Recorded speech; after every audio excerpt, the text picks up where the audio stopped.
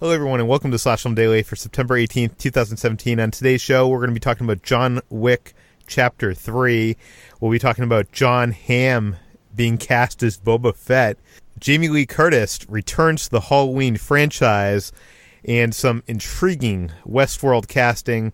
We'll also talk about the director's cut of the movie Stephen King's It. And in our feature presentation, our own Hoai-Tran will introduce us to her new segment where she tackles horror films. She's been scared of horror films for years, and she is finally ready to confront them with It. So we'll be talking about that. This is Peter Sciretta, and on today's show I have with me Slash Film writer Hoai-Tran. Hey, everyone. And Slash Film managing editor Jacob Hall. Hello, hello. Guys, I'm ready for the weekend. Even though this is Monday's episode, we're recording this on Friday afternoon. And tonight I'm going to Halloween Horror Nights, opening fun. of Halloween Horror Nights. So I'm excited to experience that. And you'll see coverage on the site in probably Monday/Tuesday on Slash Film Daily. But let's jump into the news. John Wick Chapter 3 has been officially announced. We have a release date. Jacob, what do we know? Well, Lionsgate and Summit have announced that John Wick Chapter 3 will arrive on May 17th, 2019. And this is an interesting release date because this is a far cry from where they released the first two movies. The first one was an October release in 2014, and Chapter 2 came out earlier this year in February. And both movies were hits. The first one was a modest hit, making $88 million worldwide against a budget, I think, of $15 million around that area. And the second one cost maybe twice that, $30 million, but it made $171 million worldwide. The word got out between movies about how good John Wick was. But Jacob, so the second movie created a cinematic universe. Cinematic universes need summer release dates. They do, and this is what I'm very curious to see is John Wick big enough to hang in the summer? I feel like it almost feels like the ideal series to be hanging out in February and October where things are a little bit slower, where it can really clean up and have the spotlight. But apparently they have the faith in John Wick being able to occupy the same month as, right now, Disney's live-action Aladdin reboot.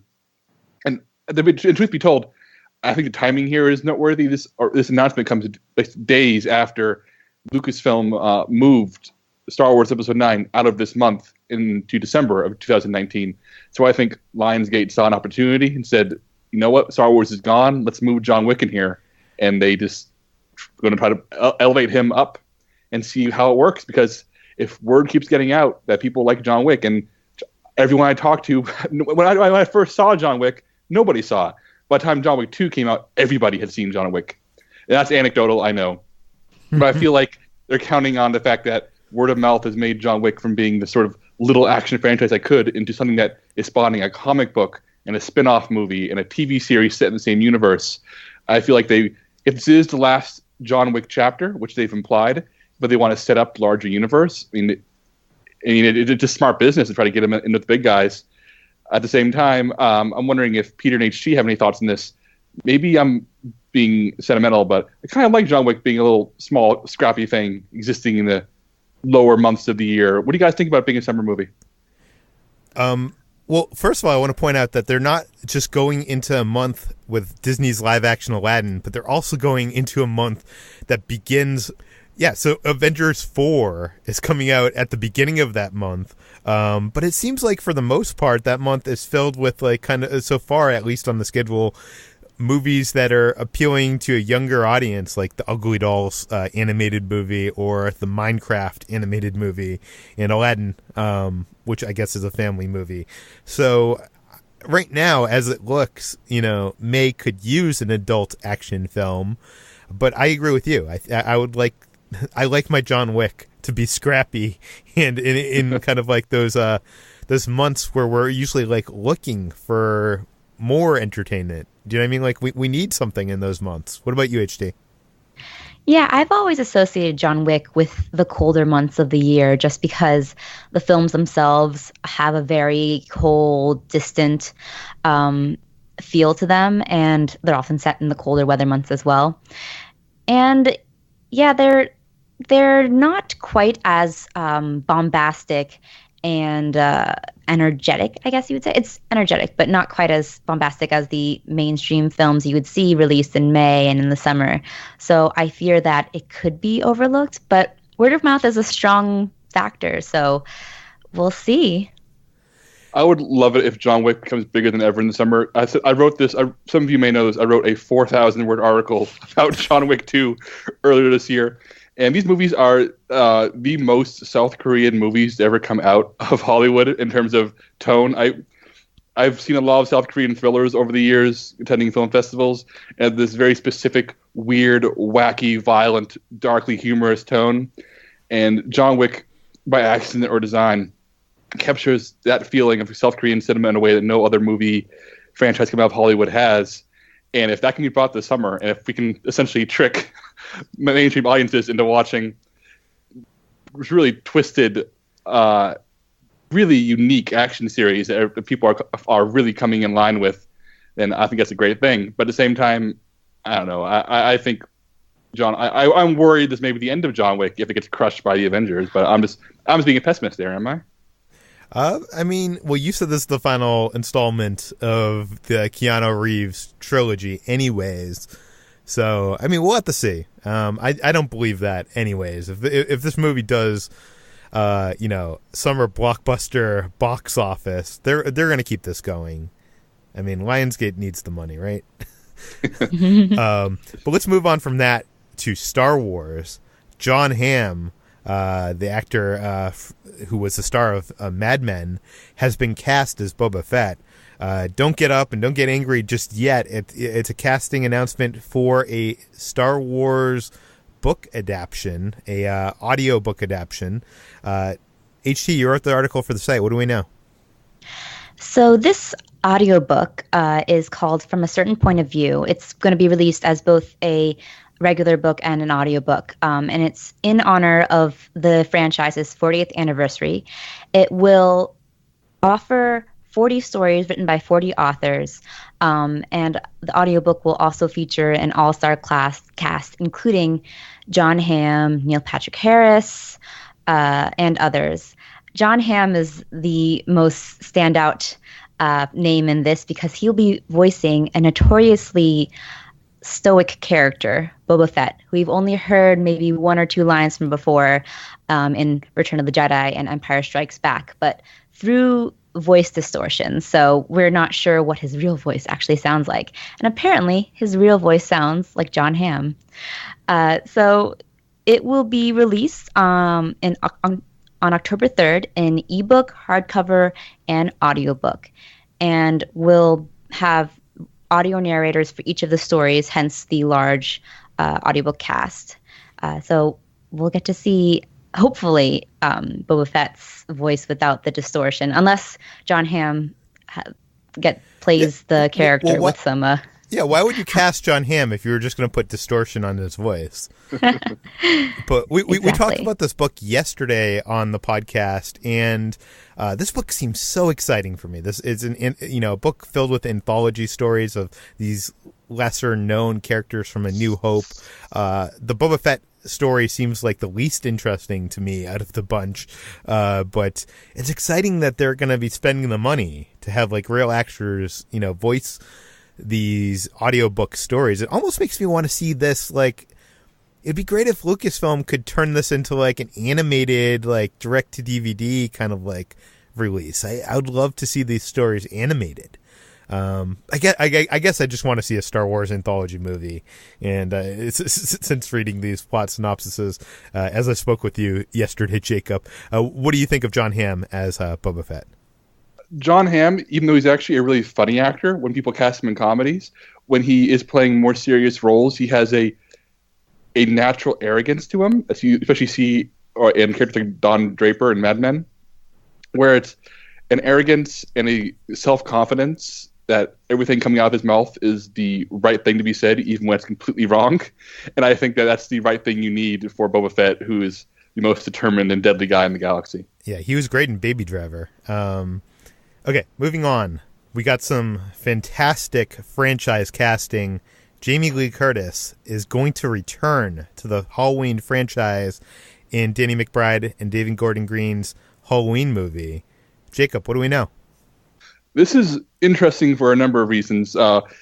As most of you probably know, Jamie Lee Curtis got her start, like her big break was starring in 1978's Halloween, John Carpenter's horror classic, and one of the best examples of a genre. And she was in the first movie, the second movie, then her character vanished for a few decades and came back for Halloween H2O, the seventh movie. And then she was killed in the opening scene of Halloween Resurrection, the 2002 sequel. That's terrible, and probably the worst way they could have sent that character off. And as Danny McBride, yes, the Danny McBride from Vice Principals and Eastbound and Down, who's co-writing the screenplay with David Gordon Green, he said there sort of picking and choosing what this is a sequel to. They say they're kind of looking past all movies except for the first two. So it's not been completely explained yet, and we'll probably learn more in the weeks ahead. But it really sounds like they're essentially making a sequel to the first two movies, ignoring the rest of the movies, including the one where Laurie Strode, Jamie Curtis' character, dies, and are making another, what we like to call a reboot-quel, which is a reboot and a sequel all in once, where much like how Star Wars brought back Han Solo to kill him off, I think they're bringing back Laurie Strode to kill her off to keep the franchise going. But I do wonder if this means Michael Myers is going to be 60 years old. Maybe, I'm not sure how old Jamie Lee Curtis is, but he'll also have aged a number of decades. Peter, are you a Halloween fan? What do you think about this? I'm not a huge fan of Halloween. I've seen all the films. I like the first couple. I mean, I'm loving that Hollywood is doing these kind of like legacy equals, or what did you call it? Reboot quels is another word I've heard used. It seems like they're taking I mean, this is probably a bad example, but the Terminator Genesis kind of line of like, just becoming a sequel of the first two and ignoring, the bad films. And I think we're going to see a lot of movies, I think, do that upcoming. But yeah, I'm interested to see this because it seems like they're not, at least from what we understand, they're not planning this as a franchise. They're just planning this as a one and done movie. Although the cynical side of me believes that that's not the case. But yes.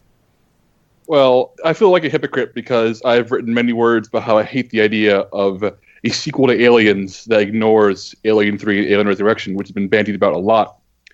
But at the same time, even as somebody who likes some of the middle Halloween movies, I think 4 and 5 are junk. They're fun. 6 is bad, but I like it. I mean, the only ones I flat out hate are Halloween Resurrection, the 8th movie, and Rob Zombie's reboot movies, which are just garbage. But I can't help but be excited by this. I think David Gordon Green and Danny McBride teaming up with producer Jason Blum of Get Out and Paranormal Activity. It's such an interesting combination of talent. And John Carpenter has said that he's read the script and he digs it and wants to do the score even. And we wrote an article about that as well on the site yesterday. And I don't know, John Carpenter has always been openly critical of the sequels. And if he's on board, and he's actually honestly on board, and there's no reason for him not to be honest at this point in his career, then you know what? I'm excited. I want to see the guys cook up. I'm not sure I trust John Carpenter's taste at this point in his career and his life. But who knows? Yeah, I want to see it. Moving on from Halloween to Westworld, season 2 has cast a lost actor, and I'm wondering how we should talk about this because there might be some people listening that have not seen Westworld season 1, and talking about this might give away something in the finale episode of season 1. Yeah, so Jacob, how should we address this? I'll tread carefully.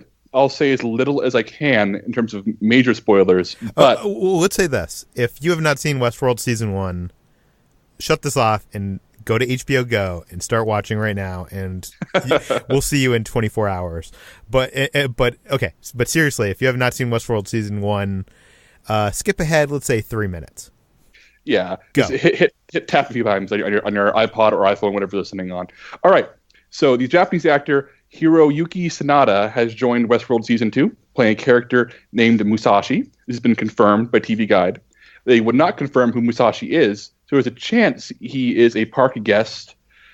But Funko already released a Musashi Funko Pop figure, vinyl figure from Comic-Con, and he's a samurai. And as those who watch the Westworld season finale know, Westworld is not the only futuristic theme park that Delos is operating. Even though we don't know the details, there's also a park apparently full of robotic samurai waiting to be discovered in season 2.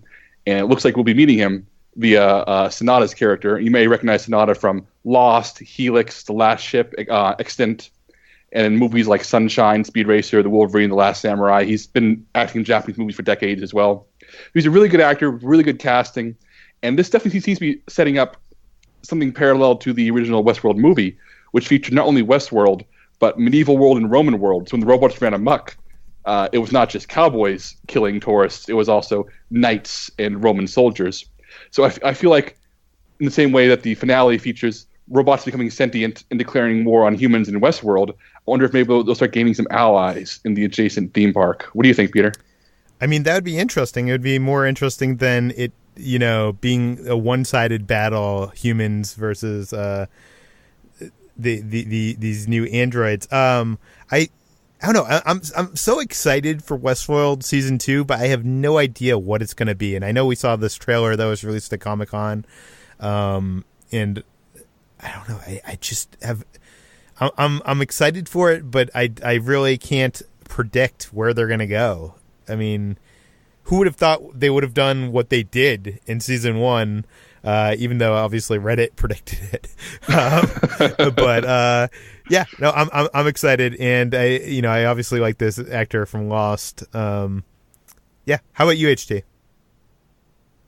So I've only watched the first 2/3 of Westworld, but you can't be a writer for Slash Film without having watched Westworld. I watched the majority of it, but I kind of just fell off and then forgot to catch up again. But I'm not really spoiler averse, so I know what happens. I'm one of those people who doesn't really believe in spoiler culture. So, yeah, I'm excited for more worlds. I thought Westworld was just so much of this small bubble. So I am excited for just different theme parks and possibly a inter-theme park revolution, I'm assuming. Yeah. Okay, we've been talking a lot about it recently, and I apologize if there's been too much of it, but it's going to happen again today. The director of it has announced that he has a director's cut, which will have 15 minutes of more footage, and also revealed that Freddy Krueger was almost in the movie.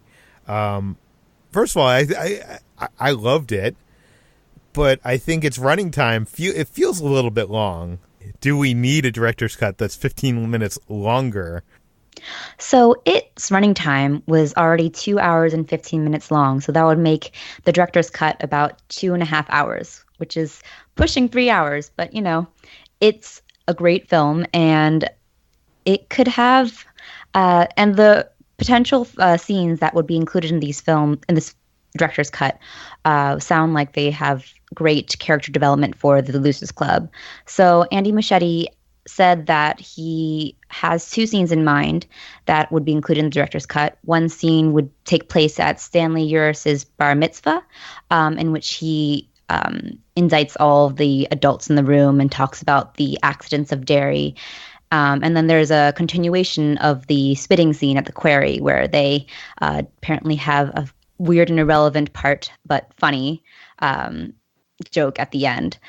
And another thing that Muschietti considered adding, though it might not end up in the director's cut, is a reference to Stephen King's original novel, in which the titular it is a shape-shifting entity. So he'll take the shape of a villain from a horror film after the kids have seen it to scare them.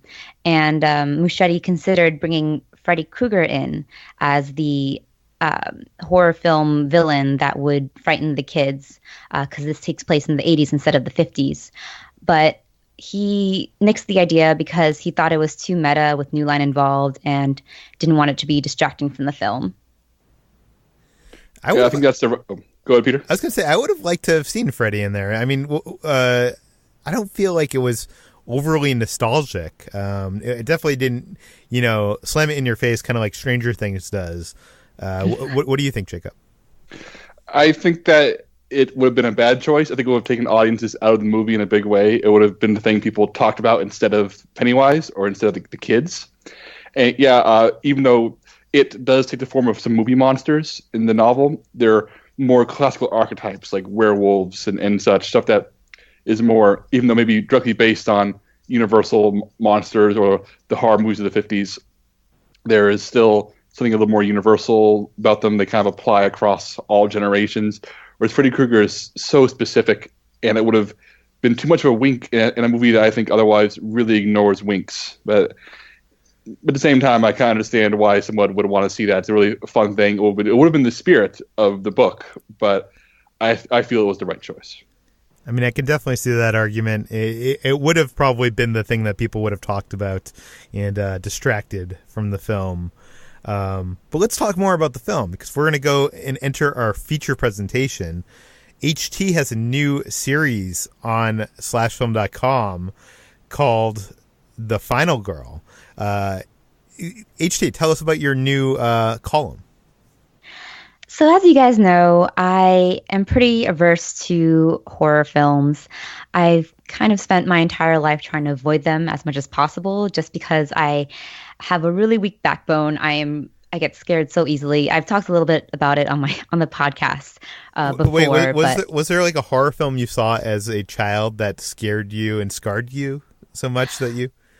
So this is going to be a weird choice, but when I was really young, I saw Leprechaun, like the Warwick Davis starring Leprechaun, and it scarred me. I think I saw it when I was like 5 years old, and I was so terrified that I would imagine Leprechaun just appearing in my window. Or I think there was just one scene in Leprechaun where he like comes out of someone's stomach or something, or something like that. There's like some sort of body horror that happens in Leprechaun that just really scarred me, and he kept popping up in windows.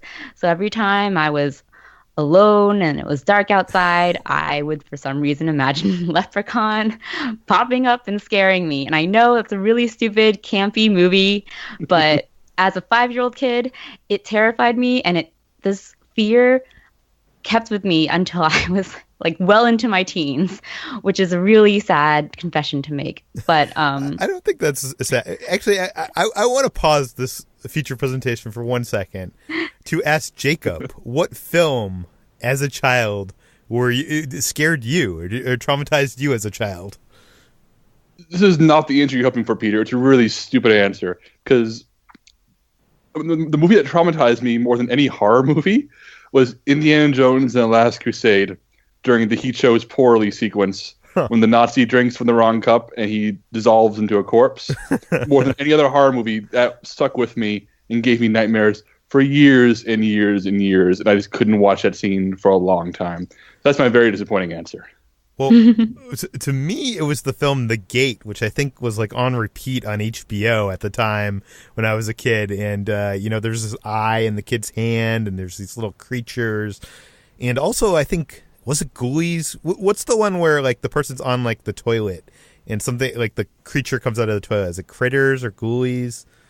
But still, gosh, I've never seen. Whatever it is, to this day, if I'm in the bathroom and it's dark, because not to give you more insight about my house, but the bathroom door is like frosted. So if I turn the light on, the light leaks into our bedroom, and so I don't want to wake my girlfriend Kitra up. So I'll often go to the bathroom at night with the lights off, and every time I sit on the toilet, I'm scared of things coming out of the toilet and eating my butt in private areas. Yes. But okay, I'm sorry. I'm sorry I've derailed our feature presentation. So what has made you want to tackle horror? So there's something that has changed in the past couple years, in which there have been more, I don't want to say highbrow horror movies, but horror movies that deal with horror as a metaphorical or allegorical being. Something like It Follows, which dealt with the titular following creature being a metaphor for AIDS, for example, or for the Babadook being a metaphor for grief. And I kept hearing so many. And also Get Out was one of your favorite films of the year. It was. See, I started watching more films after this sort of switch started happening. I'm not sure if it was a switch because I just wasn't paying attention to horror before, but I started to notice more horror films that were coming into my stratosphere.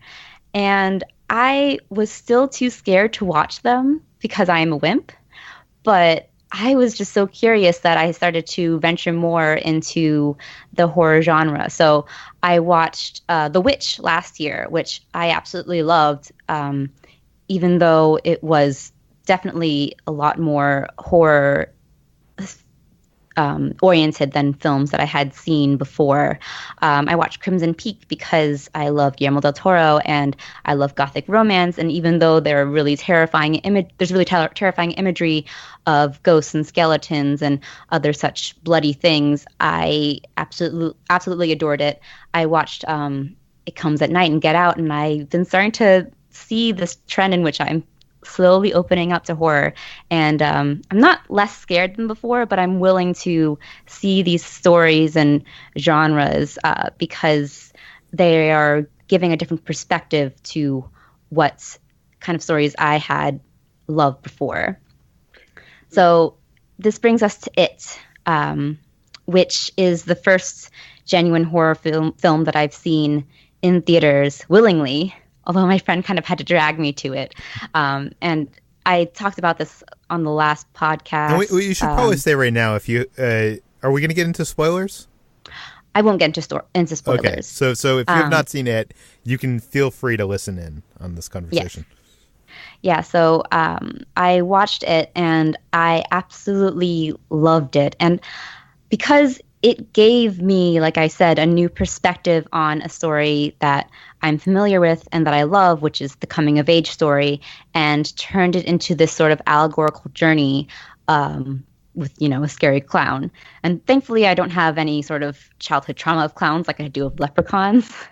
But I really enjoyed it, and I wasn't actually that terrified when I left the theater. There's usually this overwhelming feeling of terror that stays with me after I watch a horror film. Like even after Crimson Peak, I would get scared just randomly in my bathroom or have images or random imaginings of these kind of creatures coming out. But after It, there was no such thing, which surprised me. I think it was because it was so ingrained in this coming of age story that was both so universal and so limited to this bubble. It was obviously just a story that takes place at this certain time period with this group of kids. And I really liked it. And I love that I could watch horror with this perspective in mind, that it wasn't just about, scaring for the sake of scares, but that it could tell a familiar story in a different way. This is what I'm most excited about for this series, HT, and we've talked about this offline a lot, is that I feel like there's this idea that even our own Matt Donato wrote about this on the site, about how anytime there's a horror movie that is about more than shock value or more about scares, it brings things to the table, people are in a rush to say, oh, that's not horror. It's a psychological thriller. That's a drama with horror elements. That's a psychological movie. And it's just it's a way for people to try to take a genre that's so powerful and so malleable and try to rob it of everything that makes it great. And you're right. I don't think it is as scary as other movies even released this year. It didn't make me jump as much. I didn't have any nightmares from it. But horror is not only about the scares. It's about using these genre elements to tell stories that can't be told in a more traditional setup. And that's why even though the idea that you've been talking about, like with the Babadook and It Follows and Get Out, I feel like a lot of people are starting to discover this, but this is also seems to be going on since the genre's creation. And that's why for your next column, I'm making you go back in time a bit. Do you want to talk about what you're doing next? Yeah, so my next column will be back in the silent film era. Oh, right after. Silent film? They're the first couple of years of sound. Black and white era, classic film. I'm going to be watching a double feature, Frankenstein, and Bride of Frankenstein. So we're going back to the Universal horror films of the classic film studio. Yeah, and what I'm looking forward to HT seeing here is that these are two movies, both from the same franchise, so to speak, for that word was even really a thing in the film industry. But Frankenstein's a gothic horror movie, whereas Bride of Frankenstein is a thinly veiled LGBTQ fable that's full of comedy and whimsy, and it's not as scary. But these movies, despite coming out 80 years ago, really embody how flexible horror is and how it can be powerful and magical without being scary. And that's what I'm looking forward to you seeing more of. And I would highly recommend, after seeing these, that you watch the Abbott and Costello, Meet Frankenstein and Meet the Mummy. Those are the best. They're great. I love them. Yeah.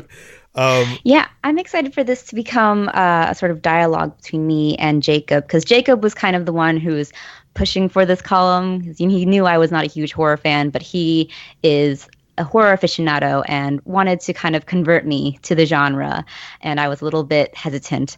But I am excited to explore all the different aspects of the genre, including taking a critical eye to some of the more misogynistic elements of horror, like the slasher film. I didn't really mention this before, but one of the other films that kind of turned me off to horror was the Halloween 2007 reboot, which I was forced to watch at a party, and it was a terrible experience, and I couldn't really understand why people had so much joy and pleasure from watching this debauchery and just like this really sadistic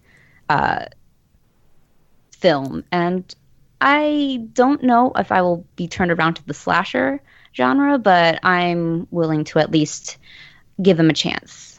Yeah, I do think with the new Halloween coming out and that being the headlines again, I definitely want to have you at some point do Halloween and the original Texas Chainsaw Massacre, because both of them are artfully made and terrifying and not nearly as violent as the sequels or their reputations suggest. And as somebody who I know has seen Psycho and appreciates horror filmmaking that is very precise and all about atmosphere, I think that you will have, even if they're scarier movies, I think that you will have a lot to dig in for the actual filmmaking and the craft on display. Because even as sequels got all about blood and guts, and I'm somebody who loved blood and guts. I'm HT's friends who forced her to watch Halloween 2007. I love people being slashed to death on screen. It's my thing. But these movies, I think, are really special and go beyond the cheap thrill of a good kill. Have you ever seen Scream? I have seen Scream, actually. Oh, wow, okay. What about the Saw I do franchise? Like the subversive elements. I have not seen any of the Saw movies. I won't do that to you yet, HT. In a couple of years, if it's still happening, we'll talk about Saw. I argue that the first Saw film is a very good film. I think that franchise gets way too much crap for being torture porn. Like that film, I saw it I've said this before in the podcast, I saw that at the 2004 Sundance Film Festival. That is a film that played at the Sundance Film Festival. And it's definitely different than the franchise it spawned. I have a soft spot for those movies. I love how they get downright soap opera in their continuity. Like those movies don't forget a thing. In a genre where sequels traditionally wipe the memory of the previous movie and kind of reboot each entry because people are lazy, the Saw series' attention to where was so-and-so at this point? Oh, let's set a movie during this gap 2 movies ago. It gets really impressive how they bend over backwards to make everything line up. So even though it's bloody and violent and often terribly made, those movies are a real rejection of common horror tropes in ways that I think are really satisfying. And that's a conversation for another time, honestly. I was going to say, sadly, one of the best cinema experience I've ever had was every Halloween, a Saw movie would come out. And they were doing these Saw marathons, where they would show all the movies in a row, and I brought one of my friends who had not seen any of them, and we sat there for, I think, like a whole day watching Saw movies. And as much as I don't think that franchise is a great franchise, it was so entertaining to watch it, almost like a binge watching a Netflix show, because it's what you said. It's the serialization and rewarding the chronology and your knowledge of what happened before it is actually something commendable. It's very interesting. In other words, HT, I think you're going to have a lot of fun. There's so much digging here. Hooray! Yes. So you can find HT's first article on /film.com. We'll link it in the show notes. You can find more of my work at /film on Twitter and /film.com. You can find HT at HTranBuoy on Twitter and the Millennial Falcon podcast on iTunes. You can find Jacob Hall at Jacob S. Hall on Twitter. And you can find all of us at slashfilm.com. Please subscribe to Slash Film Daily, iTunes, Google Play, Overcast, all the popular podcast apps. Give us a review on iTunes. Rate us. That helps us spread the word. Tell your friends. And we'll see you tomorrow.